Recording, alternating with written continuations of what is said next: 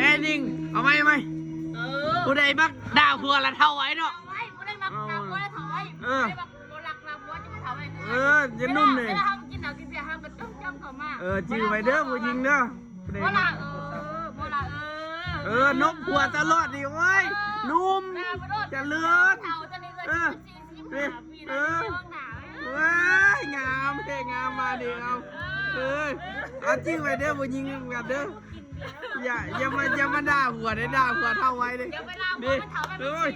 นี่เห็นบอดี45 ปีคนเดียวไอ้บัวดาวเดียวเขาก็มาโตอีกเขาจะนุ่มขึ้นสุดยอดที่ไปเผยแพร่ในเฟซบุ๊กไว้ไอ้เมียได้ฟังน้ำเข้าไปเขากินกันสินะเรื่องของเขาเวลาเรื่องเขาเขาประดับครับคำสอนนะคำสอนที่2ผัวกลับมาเฮือนในอมน้ำไว้น้ำศักดิ์สิทธิ์มันบอก